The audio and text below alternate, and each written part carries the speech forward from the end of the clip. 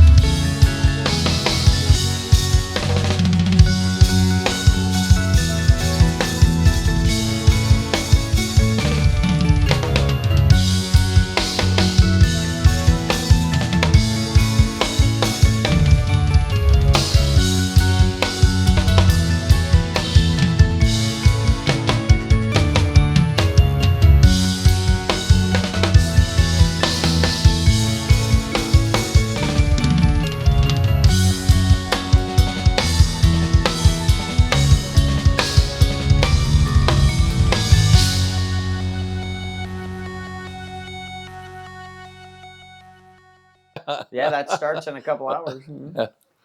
What's her name? Katie or Caitlin whatever? Clark, yeah. Yeah. And we're on. They're about half we're time on? in And that we're one, on. so, yeah. Oh, Oh. did we miss talking about Iowa? I don't know. We can edit that part out. That's why all the trees in Nebraska lean that way, because Iowa sucks. You know, I think you ought to talk to her about a sponsorship. As much money she's going to get. No kidding. Oh, yes. Yeah. Yes. We could have 4 shows. Yeah. Yeah. Good evening, morning, afternoon, Good evening. overnight, whatever it is for you. It's evening for us.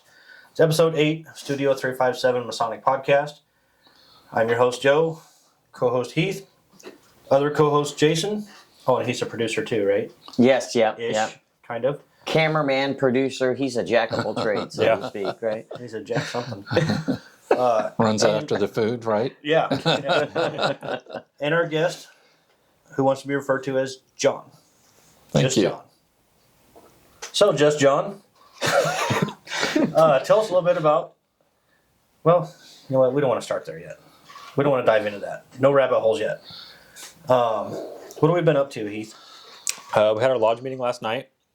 We had our second reading on 2 petitions for new guys. And, Two One petitions and a reinstate. reinstatement. yeah, and a reinstatement. Yep. Yeah.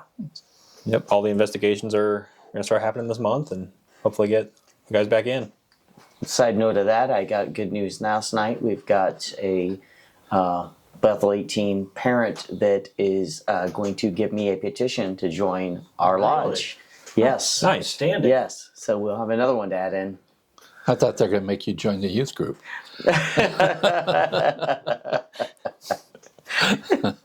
I'm keeping my mouth shut.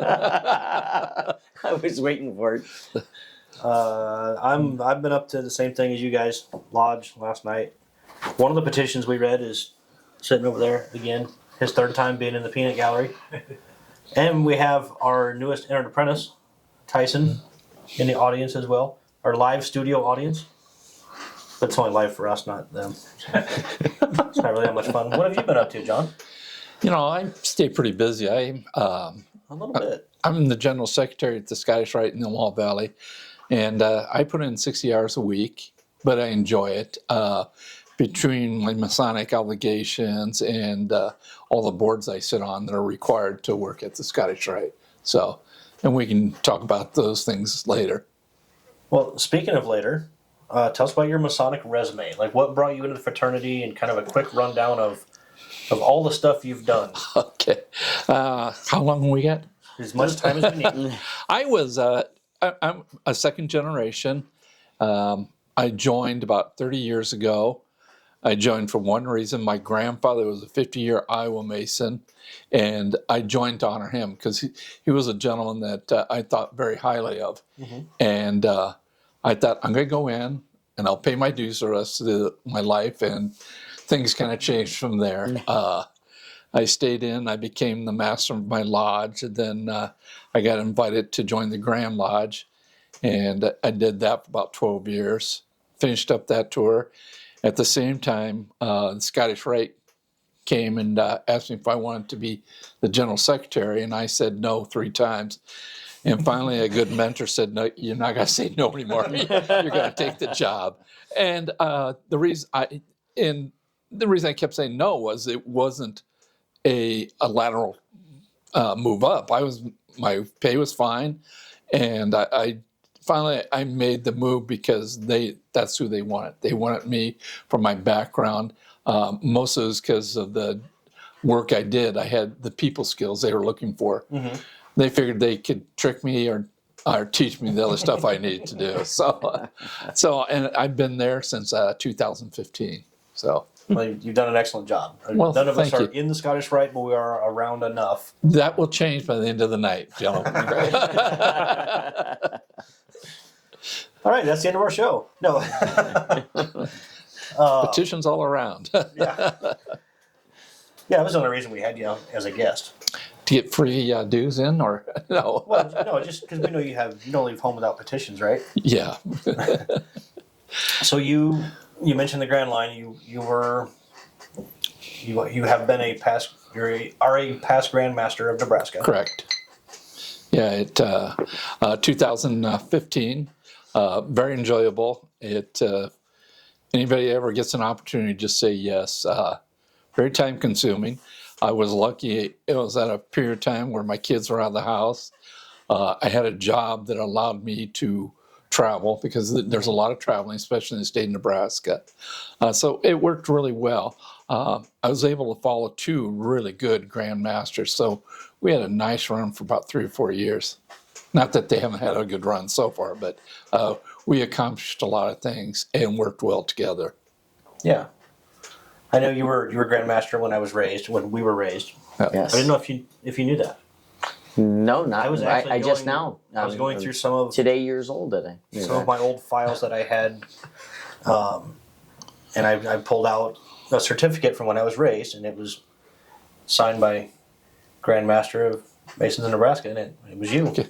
Did I spell my name right? Probably not. Okay. If you ever seen my signature, you wouldn't know if it's right or wrong. So you're secretary in the Scottish Rite, but how long have you been a Scottish Rite Mason? 25 years. 25 in the Scottish Rite. Right. That's a little bit of time. Yes, that is. You don't seem like a long time, especially when you go out and you get 50-year pins and 60-year pins. Mm-hmm. You know, I remember I was the youngest guy in the Scottish Rite and one of the youngest guys in my lodge. Yeah. Now I'm the oldest, which is nice. You get to, as you get older, the benefit is you get to meet more people. Mm-hmm. And that's what Masonry is about, is the people you get to meet, you know. Yeah. I get a kick out of that. We're always trying to improve Masonry, but if we just listen to the guys that are coming in, they'll tell us what we want. And it's usually fellowship. And that's what we should be about as an organization, is the fellowship. Yeah, I keep going back to that. That's one of the basis of this show. You know, because I've talked to you before in passing, and spend a little time in your office, and not like the principal's office, just a conversation. No, I have booze in my office, so. What was I saying? I got sidetracked. Something about fellowship. Oh yeah. Just know all the different guys we get to meet. You know, we said we had a table set up at Grand Lodge this last year, and we got to meet a lot of people just doing that, and people I would never met. Yeah. And I have relationships with brothers from all over the state that I would never have without this. So it's fantastic for me.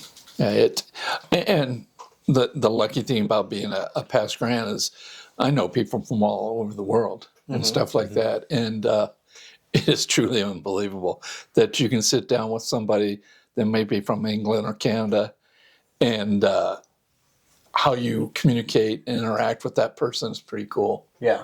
You know, there's a trust right there. Mm-hmm. So. Yeah, we've talked a lot about anxieties of going to different places, public places, and I can't do concerts. There's too many people, too much PTSD running around up in here.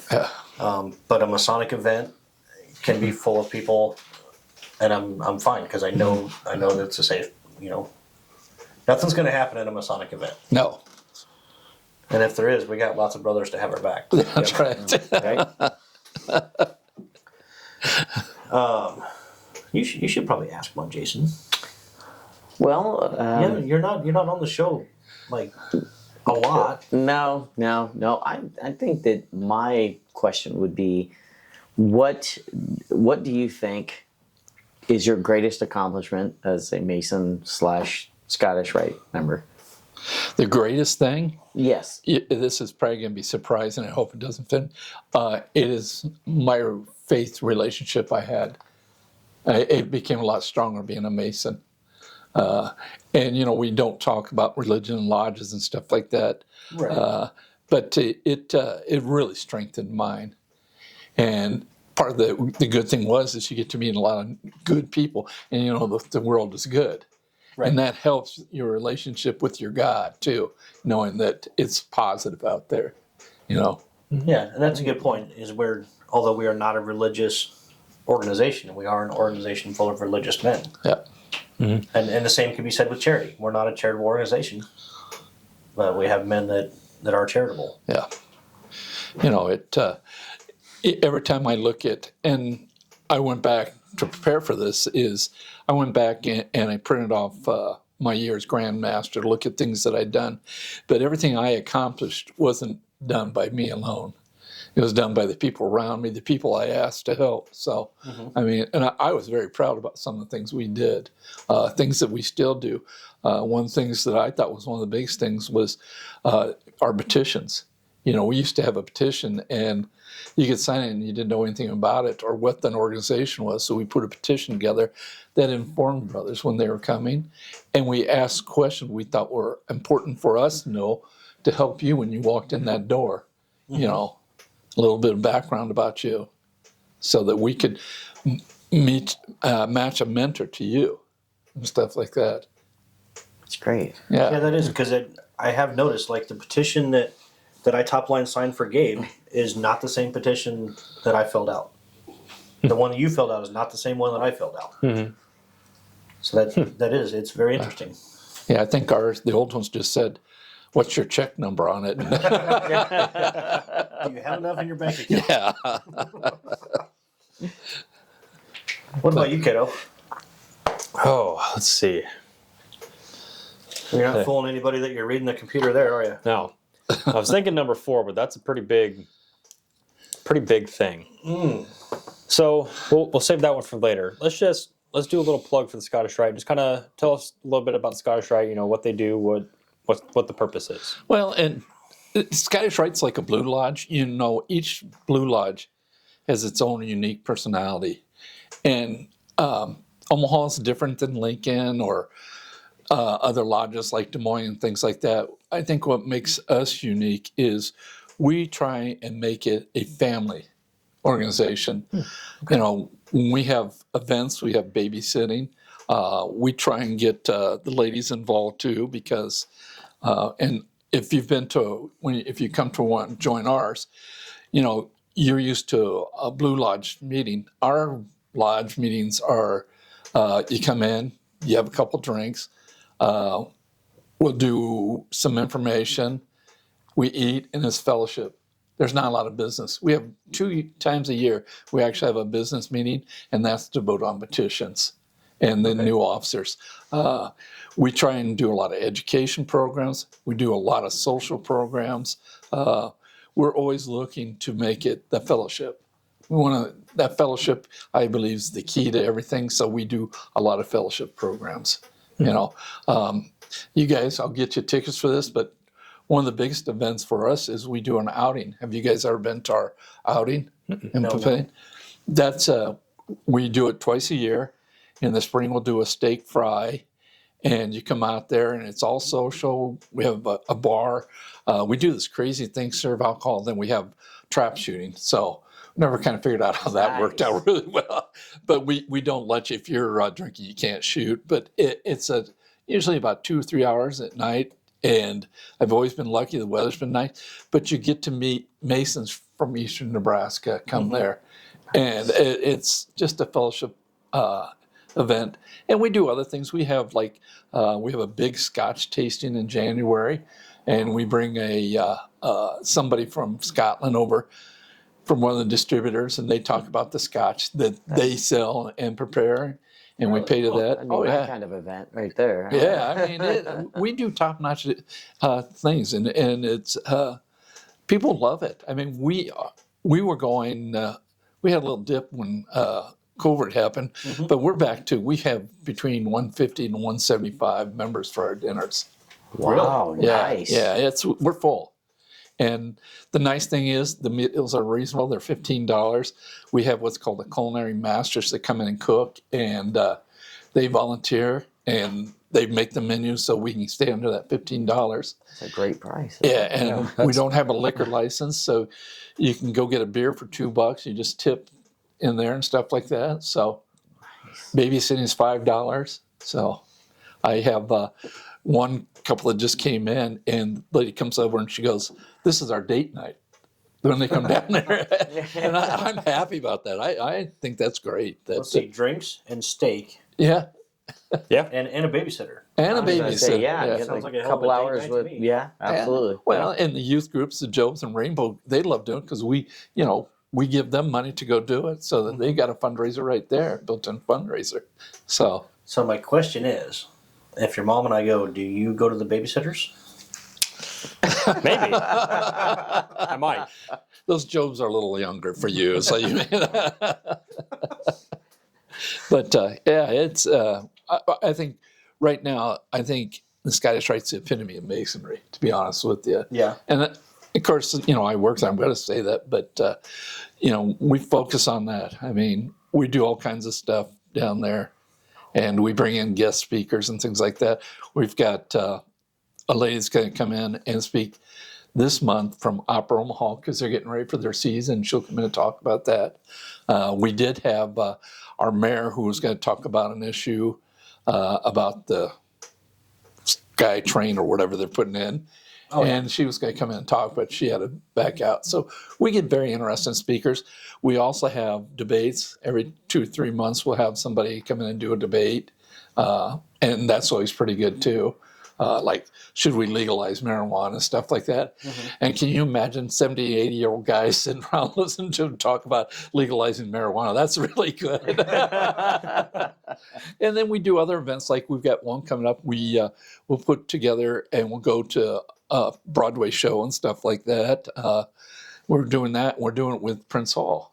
So, really? Nice. Yeah. And matter of fact, last fall when we did our reunion, we did a combined reunion with Prince Hall. First time it's ever been done in the United States.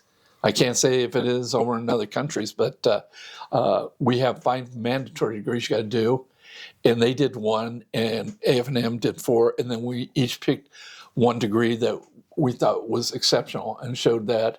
We had the Grand Commander of all Scottish Rite come in and sat through there, gave the guys challenge coins. But holy smokes, that's a big deal. oh, it was a great big deal. And then they get done, and everybody goes, "We need to do that again." I was like, no. The next general secretary could do that. But it was a great event. It got everybody out of that shell. And we look at doing things with Prince Hall because it's a great fellowship there too. So I'm curious. So does Prince Hall have their own Scottish Rite entity? Yes. Okay. Yeah, and there's some differences in the Scottish Rite. There's called a northern jurisdiction and southern jurisdiction. And the northern jurisdiction is mostly in the northeast part of the United States and Canada. And the Prince Hall in Omaha or Nebraska is northern jurisdiction. So their work's just a little bit. Southern jurisdiction is everything else in the world. So Really? yeah. Huh. Yeah, we Seems noticed kinda that weird. when we went to. Yeah, there's a lot Prince that I Hall don't meeting. know It was about a great. the Scottish Rite. Yeah. It was a great time when we went to the. Yeah, we went and saw a entered apprentice degree at a Prince Hall. Prince Hall. You got to go see a Masters. Yeah, we've heard. We've heard. We, I think it was about, I was grand senior deacon or something, and we did a one day with Prince Hall, and AF and AM did the first part, and they did the second part. Wow, you ain't seen anything yet. Okay, that's on our bucket list for sure. One of my mentors, a guy named Charlie Amadon's passed, and when they did that, I said, "We need to do that." Charlie goes, "No, they're gonna get sued someday because of the way they do it." And he said, "We'll never do it that way." So, Well, I didn't want these guys to get a little fright over there. right. Well, and I don't care if we worry the one on the right there. At the what was it? It wasn't the Nat Hunter Lodge. It was the That's the other ones. That was the one we went to a meeting for with Nat Hunter. The other one was It was Lodge Anchor. 1. it was Lodge 1, yeah.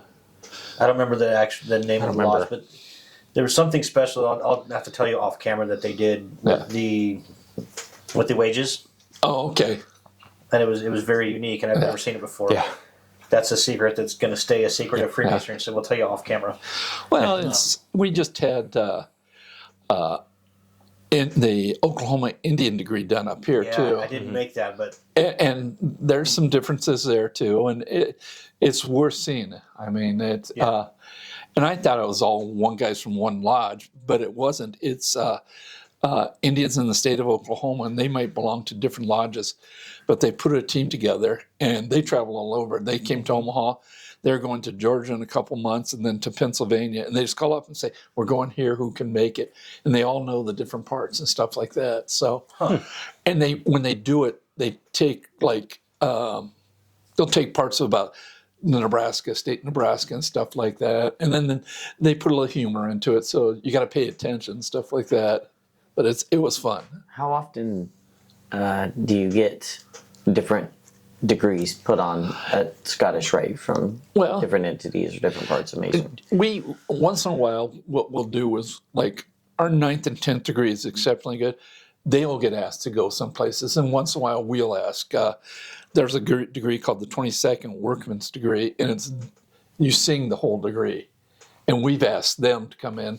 They do it out at one of the valleys in South Dakota, and then Des Moines does it too. So, Nice. yeah, and it's a fun one. I'm sure I'm not sharing a lot of secrets, but they have their own mugs, and they're supposed to have water. But I've never seen water that sticks to the floor like that. But my kind of degree. yeah, it's we're trying to get that one going in Omaha too. We tried to get the chanters from Tangier to do it, but they're like, no. It's like, so we'll eventually. And guys are always afraid to sing, so Yeah. Mostly, I'm afraid to sing because I sound like a goat getting tortured. Yeah. Well, if you're drinking beer, though, you sound better, don't you? That's true. To me, I do. You give me about 6 beers and a shower, and I'll sing anything you want. Yeah. So, rumor has it you put on a pretty mean tour of the Scottish Rite. I do. So, our lodge happens to be actually, well, you don't have a lodge yet, but it will be your lodge. We are all at Beehive that is in the Scottish Rite, one of 3 lodges. And then that lodge room is also the Scottish Rite lodge room, correct? Correct. Okay. So we all know what the building looks like, but it's kind of your baby. So tell all the people watching, all 8 of them, how significant. Hi, Mom. It's a purpose-built building, right? Yeah. It's built as a Scottish Rite. And it's one of the few buildings downtown that was built and is still being used for the Scottish Rite purpose. It opened in 1917, started construction 1915. The amazing thing was by 1919, they'd paid the building off. And it was paid off by guys that were coming in, making donations to that building. So, Wow. yeah. That's a lot for 2 years. Yeah. I'm sure that wasn't even for 1917. I'm sure that was still a really expensive building. Yeah. Well, I remember when I came in, we thought it was big when we donated $400 to the Almoners Fund. So, Right. yeah. But their classes back there were a couple hundred too. You know, now we get 20. if we get 20, we're clapping and very proud of that. Right, So, right, and we should be. It's a different era. Yeah, correct. And actually, before I shouldn't have started that because before we jump farther into that, we're going to take a quick break so we can reset all the camera settings. We'll get a refill the drinks, drain the bladders, do some other stuff, and we'll hear from a sponsor or see from a sponsor. I think our first sponsorship is only visual right now. Mm-hmm. Audio is coming. We're working with their marketing department. But we'll take a quick break, and we'll see you back in about 30 seconds-ish. Yeah, sure. Something like that. Yeah.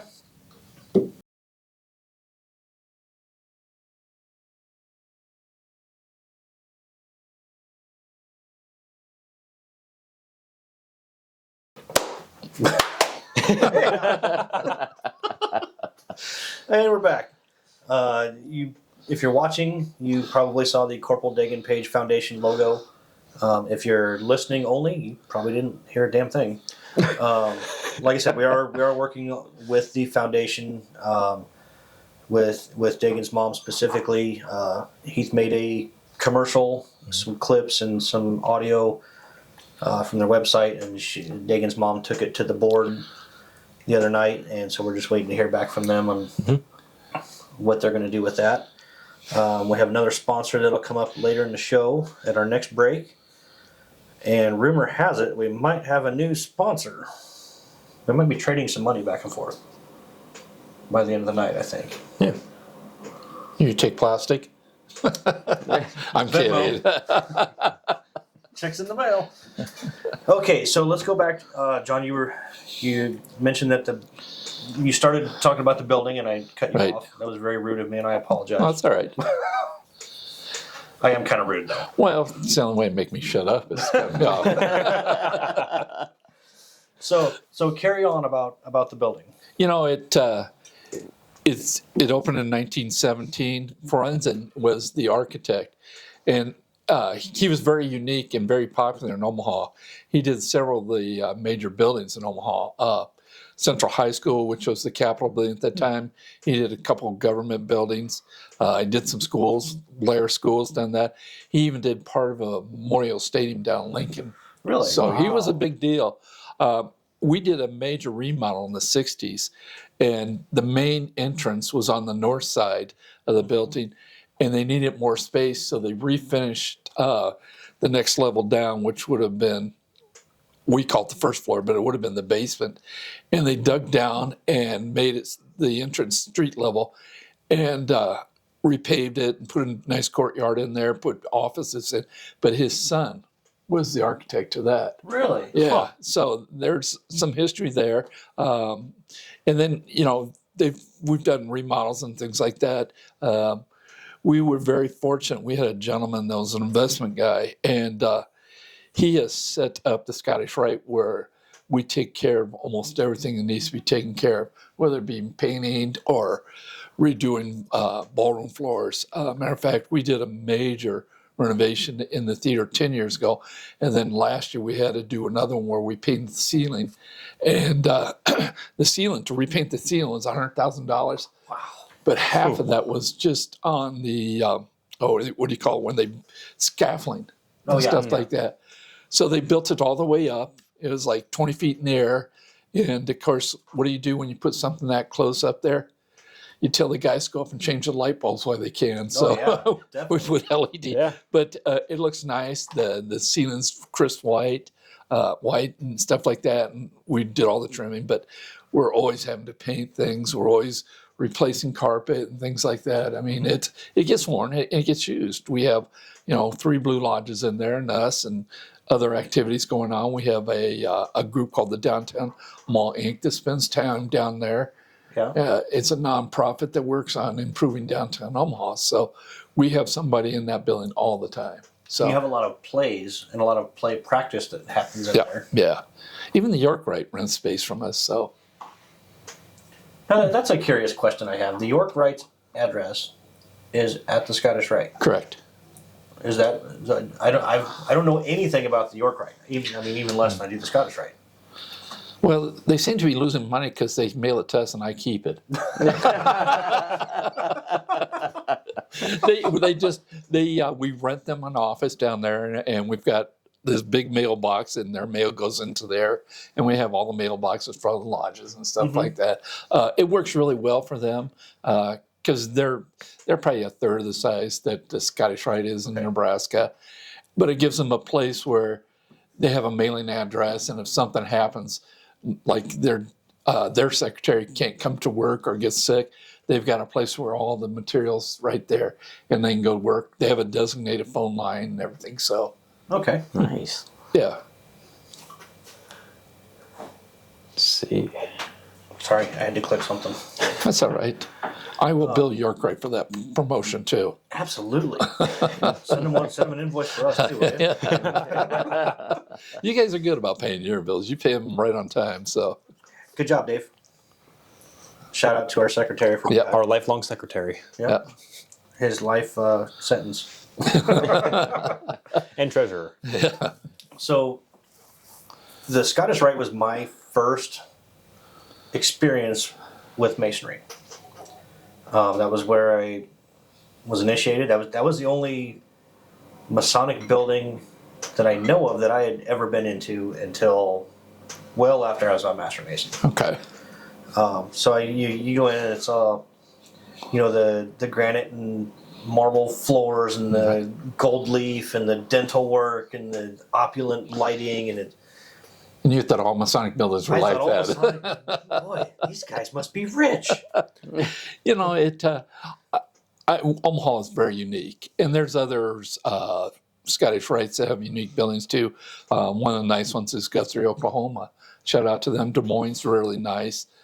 A lot of times you get into like Detroit, and is in downtown Detroit. Well, that's blighted, and so they don't get a lot of people come down there. They got a gorgeous building, but you can't sustain it if people aren't coming down there. Yeah. And and I've been lucky enough to be into a lot of Scottish Rite buildings and know what's fun, what's kind of tough. Right. Now I've never been to the fourth level of the Scottish Rite building, but I've been everywhere else in the building, and everywhere you go is nice. Right. Right. Now I'm not going to take anything away from another Scottish Rite that in a location we just talked about a few minutes ago off camera. Right. They have very nice areas of their Scottish Rite, but it's not nice everywhere you look. Yeah.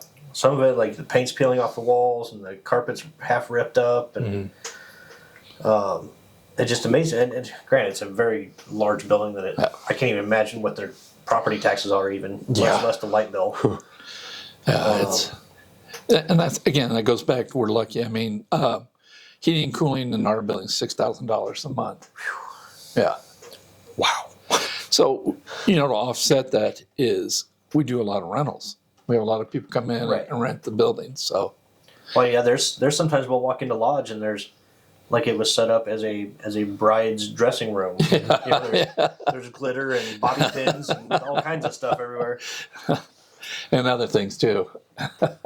Not saying a word. That'd be a good reason to join, just to go shopping for your wife or something like that there. You're going to get some feedback on that. No, we don't get feedback. And it's probably good because Yeah, it's all good.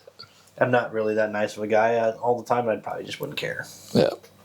But we do some unique things too. Our philanthropy is we work with the University of Nebraska Med Center, and we work with children that can't speak. That's our major philanthropy. And we let them use the building for 2 weeks a year. And what they do is they put on a play. And they get these kids that are autistic and other things. And they go down there and they teach them how to speak on a theater and put the play on and stuff like that. And those kids just eat that up. And they go down there and we try and get some of our members to attend, but it's mostly parents. And it's good for their confidence. Yeah. So That really speaks to me. yeah. Yeah, I didn't know. Didn't know that went on. Yep. That's cool. It's really neat. And we pay for these hours for these children to get help. And I really appreciate it because I get to know the clinicians that do it. And I stopped calling them clinicians. I call them heroes Yeah. because they get these kids and they can't speak, and they'll go through 2 or 3 sessions, and they'll be talking like nonstop. Most of the times after they've done that, their parents go, break them. They talk too much. But, and we do a lot of things like that. Matter of fact, the Scottish Rite Omaha and Monroe Myers, which is part of UNMC, is having a national conference for that speech clinic. Really? They do it every 3 years, and Omaha will be hosting it this year. Nice. So, Nice. Yeah, you do have petitions in that folder, right? I do. I think I actually have one on my kitchen counter. Yeah, From that time I was in the principal's office. Actually, I think you have both, 2 of them. There's one for me and one for you. Yeah. good. Yeah, and we try and make the reunion special. We did Prince Hall. I don't know if you gentlemen, and Jim Parks going to be embarrassed if he ever finds this out. Jim Parks is a very unique man. He was potentate and stuff like that, but he will be our class honoree this spring. So Nice. yeah, and we've got some people who are going to speak about him too. But Jim was one of the potentates when I went through, and I used to get mad at him because he would speak about the hospitals, and he would make me cry. The stories he'd tell, and the work that the Shriners do. Yeah. Mm-hmm. Yeah, there are some very tough stories to get through. Yeah. Mm-hmm. Yeah. When does this take place? The event? You don't know? No, I don't know. We're going June 4th through the 6th. Nice. We do a Thursday night, a Friday night, and then all day Saturday. And then Saturday we'll have a banquet. You will bring a significant other. We usually have the ladies come down a couple hours before, and the ladies have fun, because usually we have a bartender come in and make special drinks for the ladies. So they've missed you for 2 days, and they're going to be glad to see you, and they're going to go, oh, give me a kiss. But, it like I said, we try and do a lot of things for families. We like guys that bring their mothers. We like guys that bring their fathers down, their kids. We got people bringing their dogs, but kind of frown on that. The emotional support chicken. Yeah, that's what they're calling it. I don't know. We talked with Brother Byron last night. We were sitting down for fellowship meal before our meeting, and he was passing through, skipping our meeting, Byron. He was talking about somebody we know from way back in scouting. One of the parents has an emotional support chicken. Wow. Which that's another. Sounds like kind of my type of pet.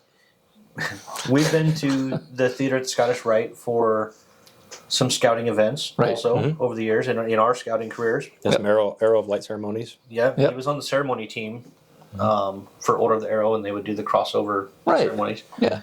We were there for some Daniel Carter Beard Awards, Yep. stuff like that. So They do a blue gold banquet once in a while down there too. Yep. So yeah, it's a gorgeous building. thank you. If we're gonna have it on camera later this summer, whenever John's not putting 60 hours a week in as secretary, we're gonna get on camera the tour that it's at least an hour, I've heard. I can stretch it to an hour easy. Okay. So you guys will all get a video tour of the Scottish Rite given personally by Yeah. John. It some fun stories. We'll save them for the tour. Yeah, definitely. Let's see, what else? What would you change? Oh, I knew this question was coming.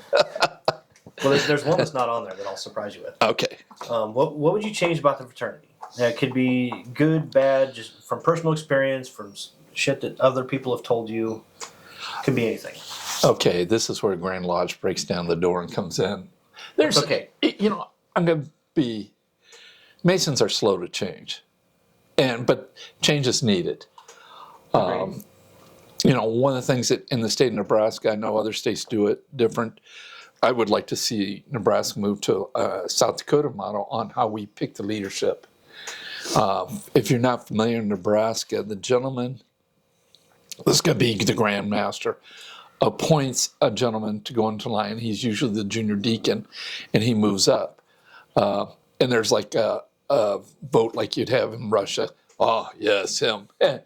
I would like to see the state of Nebraska move to one where the gentlemen get up, whether it be 1 or 4 guys, talk about why they'd like to be the Grand Master in 4 or 5 years. And everybody gets to question them. They do a little spiel, maybe put South Dakota, they have to, on a bulletin board, they put the highlights why they should be considered. I think we would get guys that are more passionate about what they're doing. I think there'd be guys that would go out, actually try and earn the trust and respect of the brothers. Right. Yeah, so And I'm not saying that it is, but it almost seems like that would get away from the feather in the hat type of thing. Yeah. Yeah, it's a, And that's how we pick Devan members, right? yeah, They you gotta have kind to- of campaign a little bit and Yeah. like yeah.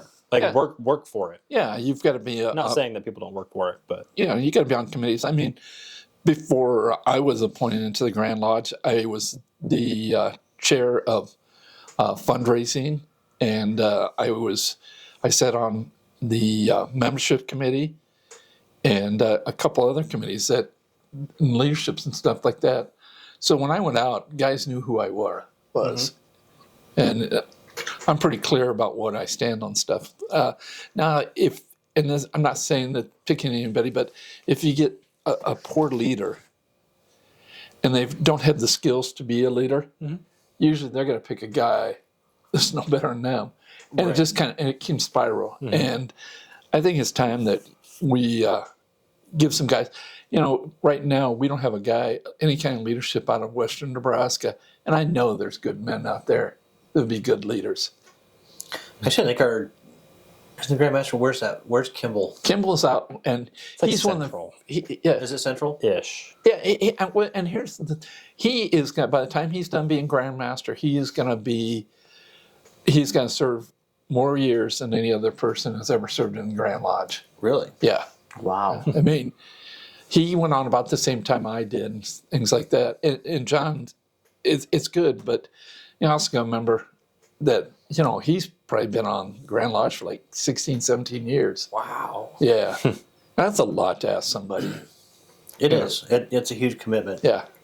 And it used to be, the reason they did that was communication was a lot different. And this isn't very nice, but the old Grand Masters, from 1850, they picked these people because they thought they had a better understanding of what was needed for the leadership. I don't believe that anymore. I think we've got so much better communication with Zoom and things like that, and things like what you guys are doing, that you would get to know a person before he actually appointed. We saw that happen. If you're at Grand Lodge, we had a gentleman that stepped down as Grand Secretary, and we nominated another guy, and nobody knew who the poor guy was. And he probably would have been a great guy if he'd been able to say, I've been master of this lodge, I've done this. And he barely lost the election, and I was told he would have been an excellent choice. Yeah, because the opportunity wasn't Yeah, presented, and it wasn't fair to him either. So, which in turn, and I'm not taking a side on either end of that. But I think everybody that's name gets thrown in the hat deserves a fair shake. I do too. Because Heath and I both being military, it is very easy to end up with very shitty leadership, and it snowballs. It really does. It does snowball. You're Because right. if there's not a leader to teach the next leader, then they just keep getting shittier. Yeah. Well, it gets lazier too. I think the guys we got there now are trying the very best they can, and I like most of those guys. I think they could be. You'd always hope they'd be just a little bit older and have more experience, but I also know it's hard to find guys to do that too. Yeah, I'm excited. I don't know John Ferguson except for just in passing at Grand Line or at Grand Lodge, but I'm very excited for guys like Eric and John moving up. Yeah. And I'm losing the name of the senior deacon that was at Grand Lodge this year. I'm really bad with names. I just don't want to not include him. So if you were at Grand Lodge in February, if you were the senior deacon, shout out. I can't remember your name, but Yeah, I'm excited for what you got I coming know down who the you're road. talking. He's a good guy. He's Yes, a lawyer. young guy. Yeah, you know, I feel sorry for some of these times.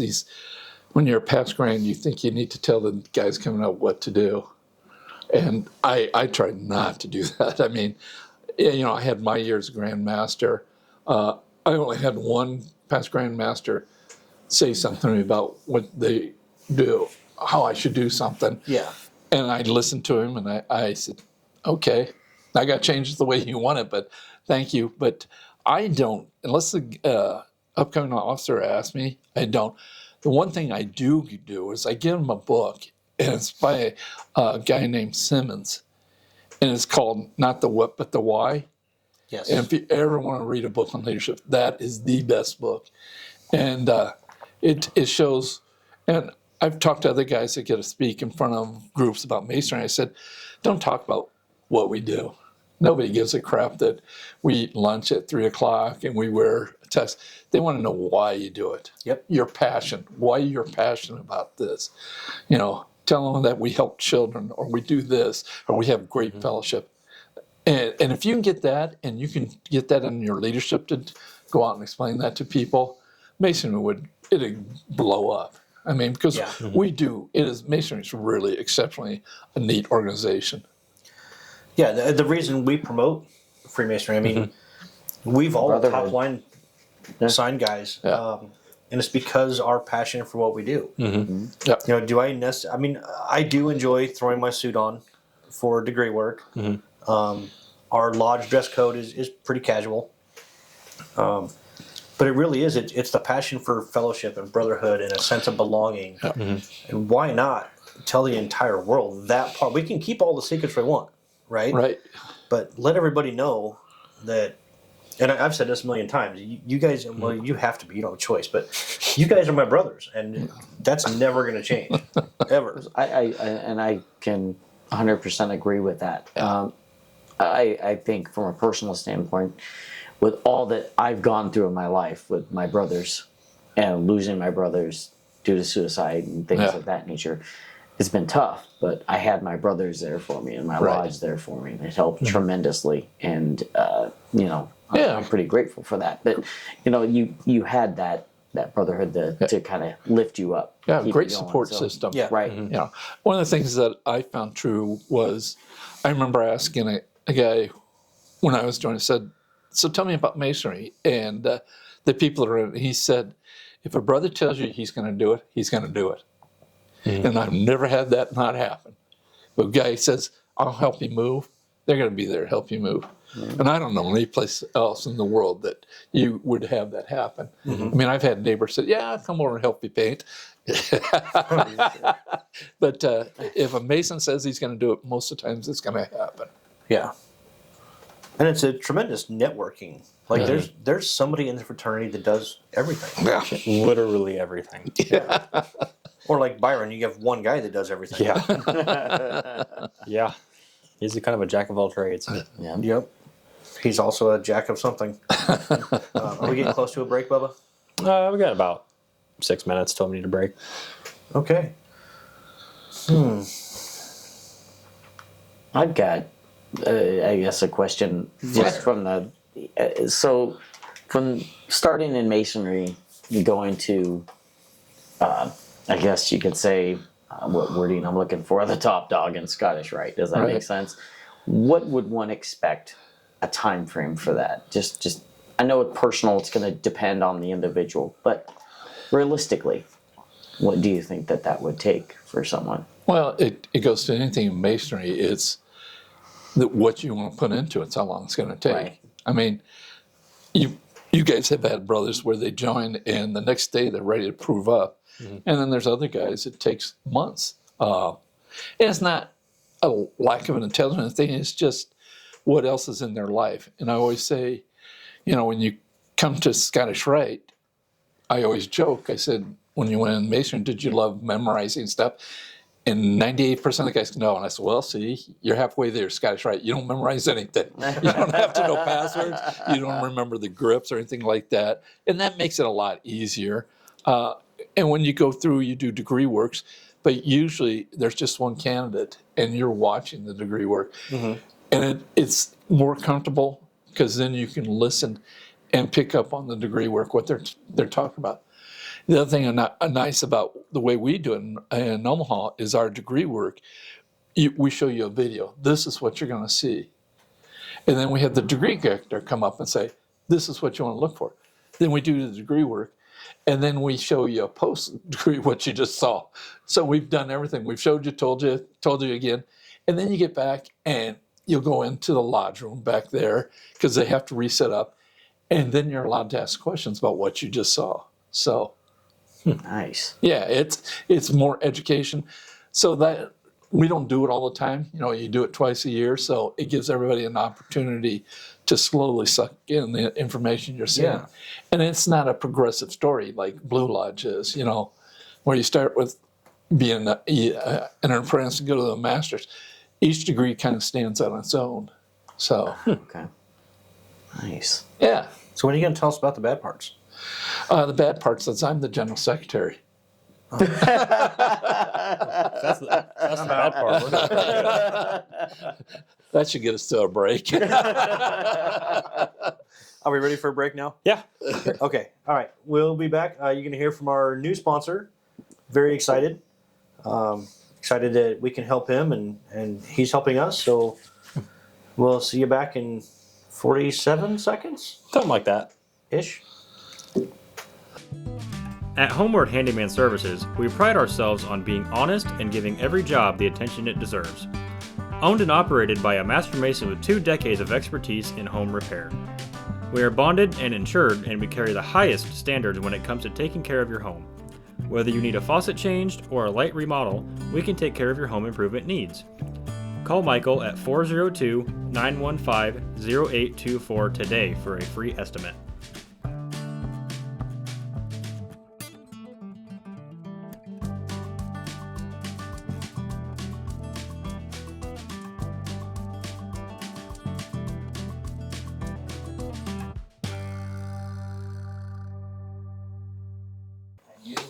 And we're back. We are back. We are back. The light's still red. Yeah, it'll catch up. There it It goes. caught up. All right. What do you think about the length of business meetings? Okay. When I was Grand Master and I'd walk in to visit a lodge in their business meetings, I always told the master this one thing. If you go longer than an hour, you're going to go back and see Jubilam. Make sure you get knocked on your ass. I love it. Yeah. No business meeting should last more than an hour. I'm sorry. I don't care what you got to do. And because guys don't want to sit in a business meeting. Get your business meeting, and if you want to have a dinner afterwards, or go play cards or something like that, or have some cocktails and things like that, or just eat Oreo cookies. That's your business. It's right there. Making sure the fellowship's being done. Yeah. Yeah, I mean, yeah, you have to pay the bills, Yep. but you get to have fellowship. Yep. So I mean, we do dinner before because our meetings don't start till 7, and half of our lodge has to wake up before 5 o'clock, including the 2 of us. Not Mr. Insurance Guy. You missed my comments during the break here. I about, just don't listen to you. I'm getting up at 5 in the morning now because Are you really? Miss Julie works at like 6 a.m. every day now. She's working 10-hour shifts. So I'm doing that, and then I'm going to Fremont, and I'm not getting home till sometimes 7 o'clock. So my days are really, really long. Can you play that little violin? Can you? I'm sure I can find a clip of that. Or just send it to his wife, this clip. Oh, she'll watch it. She'll see it. Does she watch the show? Well, she does, yeah. Really? Yep. I don't know if my wife does. She doesn't say anything about it. My wife would critique it, so I got to tell her. I send her an agenda, and she gets on me. What does this mean? I said, you're not a Mason. It's like, Man, I might have to buy cheaper tires for the Corvette if I'm going to join the Scottish Rite. Now, don't buy cheap race tires. I'm Yeah. actually getting ready to buy a set of race tires for it, like probably tomorrow, Do that first. That's right. because we've made some changes with Christmas presents, and oh my wow, is it fast! It's, the old The old Camaro race car is going to be getting some new socks and shoes too. Yeah. We were getting on the interstate last night from Martha Street, and I was just in second gear, and I started laying my foot down, and I started easing into it pretty heavy. And Within the speed limit, of course. It just, oh yes, 100% within the speed limit. I did not break the speed limit in second gear by 30 miles an hour at all. And if we did, we were in Mexico. Oh, wait, what's the speed limit there? 55? I did beats not break the speed limit by 55 miles an hour. You could have said Puerto Rico so we in could leave our second good gear. friend in over here. Did he just give you a salute? I think he did. The single finger? Yeah. By the way, I wouldn't show prospective sponsors this section. You're talking about getting new tires. They might go, "Where's this money going?" Oh no, that's my money, not show money. Yeah, podcast money stays in podcast. Yes, we have a special account that's just for the podcast. We try to keep it as a business as much as we can without being a business. But that's it's inevitable. It's coming. But we just need to have somebody that knows about business, whether we do LLC or corporation. I have a corporation, so we can run under that. I just don't know anything about it. So Well, it's good to limit your risk. yeah. You don't want someone taking your house away from you because you had a past grand get up here and say some crazy stuff and sued you. I mean, all of our guests sign a waiver, and you didn't read it, I'm pretty sure. So, And I didn't use my signature either. Podcast over. Oh, Yeah. for the FBI agent listening on my phone. jeez. So, along the lines of the FBI agents listening on our phone or the NSA or whatever, what's your favorite conspiracy about the fraternity? Yeah, that we have the Holy Grail. Don't forget the Ark of the Covenant. Yeah, and, we've all read the Dan Brown stuff, and somebody asked him once, "Why don't you become a Mason?" He goes, "Because they'd have to kick me out." That's all the secrets I've told. I'm sure, I belong to a Masonic group that it's crazy, but they only allow like 2 guys from the state of each state to belong. Really? And it's what they've done is, and I can't even remember the name, but they take the first 3 degrees and they do it towards a Christian outlook of the degree work. Okay. And stuff like that. And that's kind of interesting. They of course they're always coming up with. These guys are all these intelligent guys that travel all over the world, and they're always coming up with these crazy ideas. Like I don't believe you. Yeah, Elvis is still alive. Yeah, but there really isn't any secrets in Masonry. That you can get on the History Channel and get a pretty good idea of what the degree work is. Yeah, and we've talked about that on the show before. Is every single thing about the fraternity is on the internet. Yeah, it's all out there. You have to decipher what's bullshit and what's not. Yeah. My wife used to laugh. She wanted to know what the secret word was at the shrine. So a friend of mine said, "Is Neapolitan?" And he said, "Because we take any color people," and then stuff like that. I love Even the it. rationale behind it. I love it. And so we had a couple drinks and we were down at the shrine. She goes, "I know the secret word," and she told it, and everybody's like, "What the frick?" So all you ladies, it's Neapolitan. Yep. That's the official ladies' word of the shrine. We like to go down there and shoot pool as our shrine group, kind of lodge group too. It's kind of the same thing. There's a lot of overlap there. Yeah, yep. Kind of one and the same. Few from others, but Yeah, we like to go down and shoot pool and see some of our brothers. Yeah. That's a good place to meet other Masons. Yeah. Although I feel like a lot of Shriners, it's not a dig at anybody, but a lot of Shriners are just, once they're Shriners, they're just disconnected from Blue Lodge. Yeah. that's unfortunate too, Well, because they're missing out. Yeah.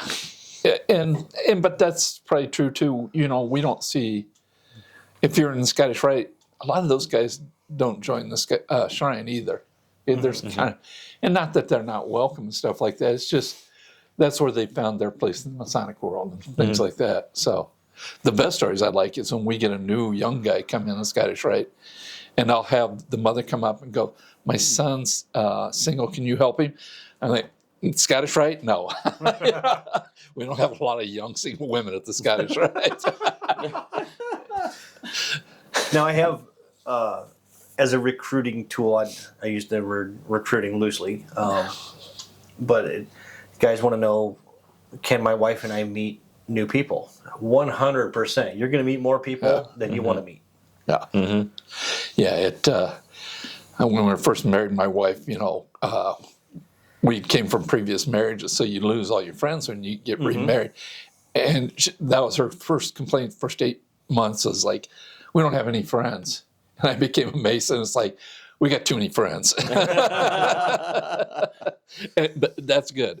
That's really good. I mean, we were blessed. Like we say, it's you get out what you put in. It's you can have as many friends as you seek. Yeah. And I've said this multiple times. I don't know why it popped in my head, but like with all the naysayers and all the BS that flies around, the world is only as loud as you're willing to listen. Yeah. Yeah. And there's crazy stuff, but there's crazy things about everybody. There's crazy things about certain churches and stuff like that. It's not true. One of the nicest compliments my wife has ever given me was how proud she is that I am a Mason.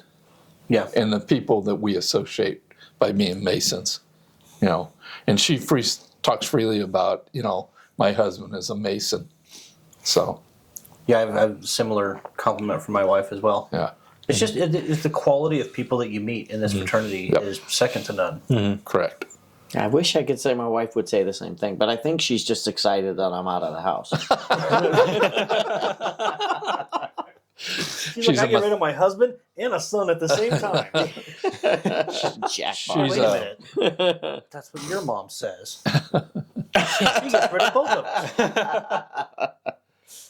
And I know it's tough we have some of the guys at the Scottish Rite whose ladies aren't comfortable in large groups, and we don't push it and stuff like that. I always ask, come to our Christmas party, because it's a holiday. It's not a Christmas party, but we have a gift for the ladies, and they come down there, and it's usually something special, and you sit around and you talk and stuff like that, and we'll sing songs and things like that, and they'll feel comfortable doing that. Yeah. Oh, excuse me. Tacos in Malibu. That's better than the curry in Malibu. Yeah, last episode was chicken curry in Malibu, and now it's tacos. Oh man, I'm not sorry. Next I missed episode will that probably one. be garlic bread or something. Garlic bread. Now he's getting hungry. He's gonna start drooling. Might. What else do you have for us, John? I think that it's important. These dialogues are important because you're sharing things. We should always be looking at ways to improve how we do membership and things like that. One of the things that I found very successful when I was in the Grand Lodge, we came up with what was called Rush Night. And we stole that from fraternities because they would have Rush Night. And when I was Grand Master, each Grand Lodge officer had to pick a lodge, and they had to go out there, and they had to put on a membership talk, but we called it Rush Night. And we made it more towards what you would see in a fraternity on campus and stuff like that. You talk about the fun things we do, and then the other things that are good, and make it more of a rush night, and call it a rush night instead of a membership dinner. People at membership dinners are like, oh, I don't know about this. You guys make me sell Amway or something. So, and that was one of the things that I thought was positive. One of the other things that we did too that I thought was positive, we made every lodge have at least one goal for the year. I don't care what it was, whether it's just painting the inside of your lodge or going out, you're going to do a chip event, or something like that. As long as you had one goal and you did something different than you did the year before. When I was a Grand Master, I got called down to Superior, Nebraska. Everybody's going to have to look that one up in the map. And they called down and they said, well, we're going to have a Grand Master's breakfast. I said, I'll show for that. So I get down there, and they go out to the country club. I said, what are we having for breakfast? They had made pancakes and then a sausage there. And I said, you drove me all the way down there? Oh, no, you're going to work. We're having a golf outing. We need you to help check in people. And so I asked them, I said, so you guys are doing stuff. That's good. How did it get started? And he said, actually, a tragedy happened that got them going back. Their lodge was ready to close down. Town is probably maybe 1,000 people. Yeah. And they had a storm that came through and took the lodge's roof off. Oh, man. And of course, they didn't have enough insurance. So they got together. They had a pancake breakfast and they brought everybody down there and they said, here it is. Insurance is going to give us 50%. Do we take the money and just fold? Or what do you want to do? And they voted that they would rebuild the lodge. They got enough money for the materials. And they did that, and they had such great time doing that they decided, we got to do something else. So their next project was to help the city. They were raising money for a park. So they came up with this contest where they did beds, and put them on wheels and had bed races up and down Main Street. Oh, that sounds like fun. And that lodge, they just started doing stuff like that and they started having fun. They had golf outings. And that's what I said, one goal, one, lodge. And I was lucky. I got to see a lot of that stuff happen. One of the greatest gifts I got, I went to Wood River Lodge out there, and it's not a very big lodge, probably 25 members. And they came up and they got a gift for me. And I'm thinking, what kind of gift are you going to give me? And this guy, he brought out this jar, and it's about this big, full of honey. Oh. And he'd made a special label for the Grand Master. Really? I thought I was going to cry. I was like, this is unbelievable. And that same night, they recognized their secretary had been the secretary for 50 years. Wow. And well, here's the sad thing is, sentence. he had dementia, and he invited his family in, and they brought him in the back door, and they were sitting there, and they brought him in, and they said, congratulations. I gave him a certificate, and they started clapping, and I go, your wife's back there, and he's going, that's not my wife. And his daughter comes up, Dad. But they allowed him to be the secretary there for a long time. But we had great stories. I mean, just had fun. I mean, I got a year of being Grandmaster and a lifetime. I mean, I had a guy, the Grandmaster from Washington, came out to my annual communication because you get to know the other ones. And he's going through my book, and he looks at my visitations. And he goes, you know how many places you went your year? And I said, no. He goes, you went over 300. Oh, my and 365. God. Wow. And there was times, and I do 2 visitations in a day and stuff like that. I mean, when I had to go, I went out to Scottsbluff and did a rush night, got in my car, drove down, and then I went to Superior the next morning. I had to stop and, what do you call it, where truckers park overnight. Oh, rest area. Yeah, rest area. So I parked in there. And the funny story is I fell asleep, and you ever go that deep sleep? We were talking about that REM sleep. And so I came out of it, and there's this lady next to me, and I'm going like this. I started screaming. I thought I was still driving, and she started laughing at me. I said, not funny. But, it was worth every minute of it. I mean, it got to be some fun. I got to be on the Grand Master has a conference every year he goes to. And the year I was Grand Master, I got to be on the committee. I was on the committee called Time and Place, where we got to select where the next one would be in 5 years. And that was the best committee to be on because I only had to show up for the committee. The other guys that are on there had to travel out to the cities, like it was in Seattle, and go meet them and pick out the restaurants and stuff like that. But that was good. And we picked out Salt Lake City had been we gave the award to the place. And the Grand Master from South Dakota, Salt Lake had gone out there and pitched it. And we thought he had a great presentation. But he went back, and their Grand Lodge, the people of the state, the Masons, kicked him out because they thought he was an idiot for doing that. Because they only have maybe 2,000 Masons in Utah. Really? And they thought they had the funds to do it. Now, here's the funny start. So I had to go get another place. And where we ended up going was Rapid City. And I really didn't want to give it to Rapid City because, have you ever been to Rapid City in February? Oh, yeah. Yeah, It's brutal. bad. But the nice thing about Rapid City was, were you guys in when Omaha had it here? Rick Meyer's year? I was in, but I didn't go. Okay. Rick Meyer's year was, I was the guy that made the presentation to get it into Omaha. And Rick did a great job. I mean, we were lucky. We had February weather here, and it was like 65 degrees. Everybody from up north, Minneapolis, like, it's always like this and stuff like that. But when I did my presentation, and Michelle Fulner, is a friend, was the office manager there, we made the presentation, and we went against Rapid City. And that was one of the things I talked about, Rapid City. I go, you got to get snowed in. San Francisco was the other one. I said, they were in there, we get to sit in, they do their presentation. My first question was, where are you having it at? And the guy goes, this hotel. I said, where's the meetings at? At this hallway.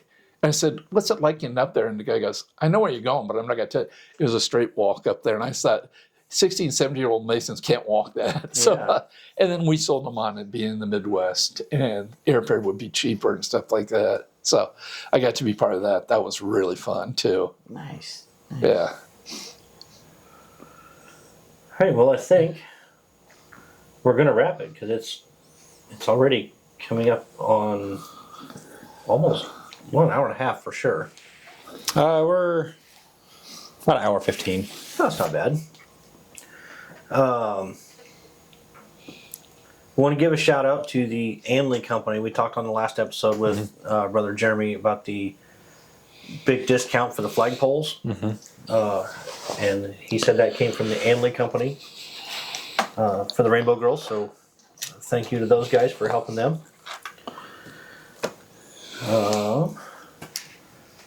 Come on, Mouse. You got anything else, John? You know, and one of the other things we did, and we're going to do this in the future, you know, I hate to make it sound, I had great officers. So when I was Grand Master, we did a Grand Master's trip. And we're going to do this again when I retire next year. And we went to Key West. Ooh. And we took 48 Masons down to, and what a great trip. We took some guys that are a little older, and, you know, you try and inform them before you go what Key West is like. The lifestyle down there is a little different than it is in the Midwest.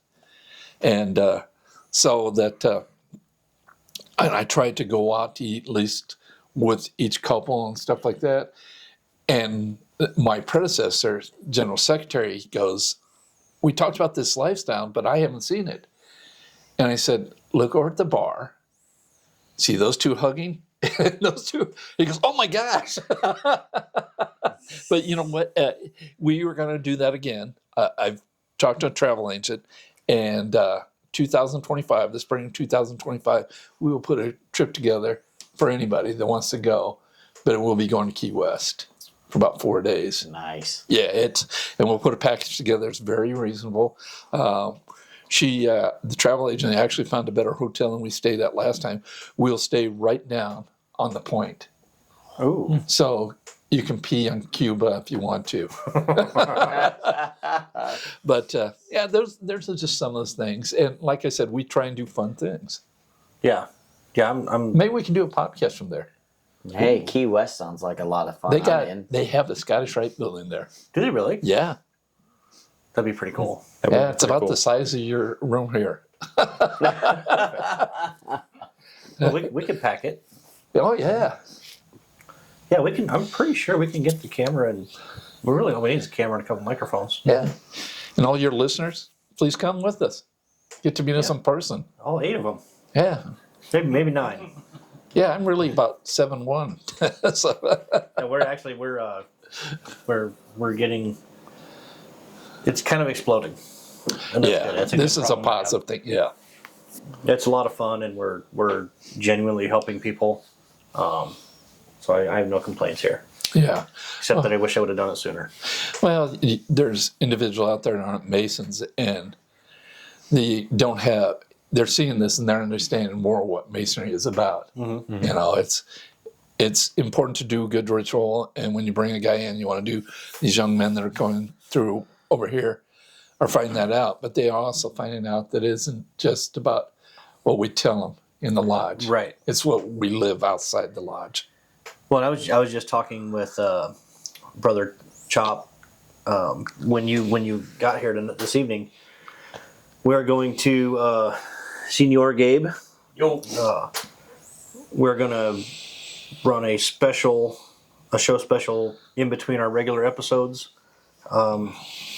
with Gabe and probably another one or two guys, and kind of follow them along their journey from once they get accepted, like Right. once the lodge votes and they officially pay their dues and whatever. Follow them through every degree, because those guys have friends that aren't Masons, Yep. right? And those friends are likely to watch the show that their buddy is on, and they can get a step by step. This is what happens when you join Freemasonry. Yeah. Well, and they can also talk about the positive and negative, Yeah. things that Masonry needs to work on. God knows that we don't have all the answers yet. No, especially like how much to charge for a raffle ticket. Yeah. Yeah. No, and there is we can't change anything if we don't know it's a problem. Correct. And doing it the way we've always done it is not always the right answer. Second that. Yeah. But yeah, I think this is a great platform for me or for us. I keep saying me. That's selfish. And I'm sorry. It's a comfort level. Yeah. You did kind of say you was a little bit of an asshole before. I am an asshole. But anyways, yeah, it's I thought he was talking about me. we had to get the word of our fraternity out there, show that we can have a good time. It is not all suits, tuxedos, serious. It's also not just a men's drinking club. We've had those comments. Yeah.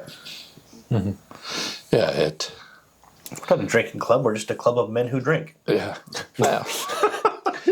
And there's so many things in Masonry that if you want to grow, that is there to help you grow.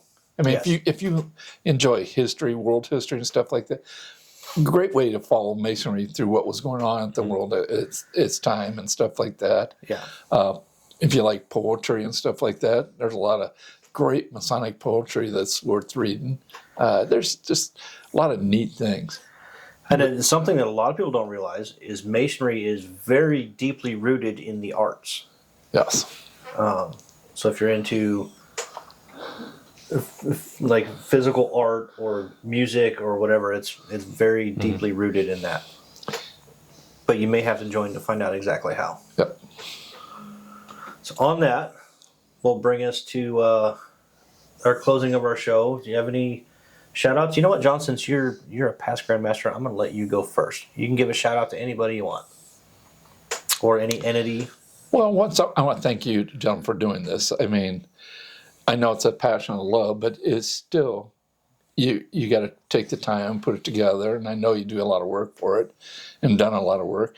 So I want to shout out to you and Beehive Lodge for everything they're doing. I remember when I was just in the Grand Lodge, I went to Beehive's installation, and I looked at it and I was like, oh my gosh. And I go, now, what a difference. I mean, you're one of the most respectable lodges in Omaha now.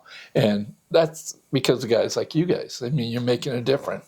So shout out to Beehive Lodge.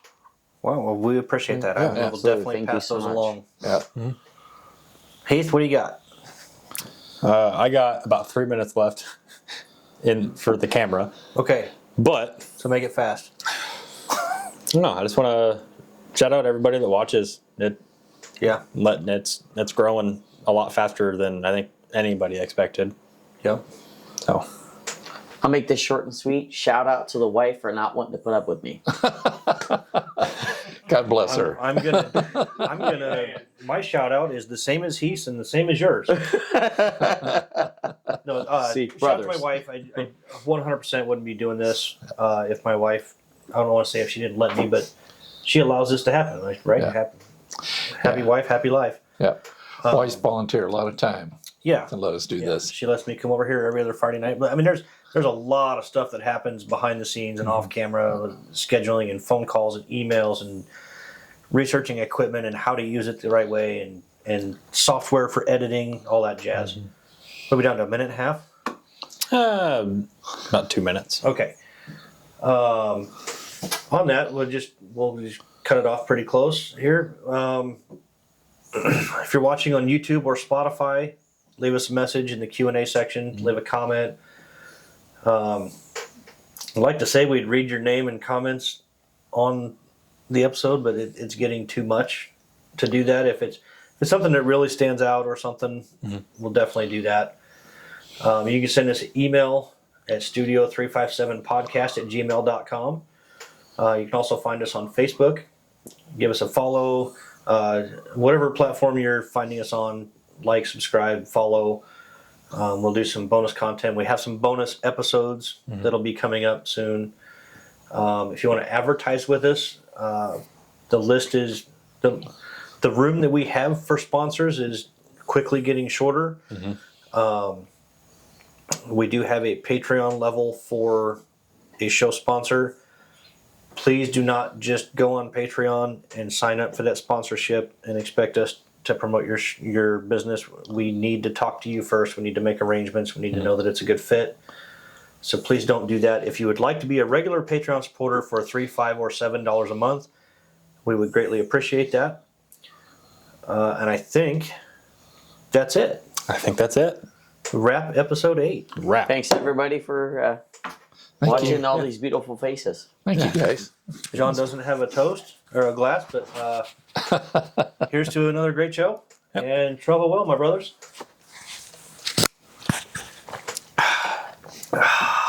Cut it.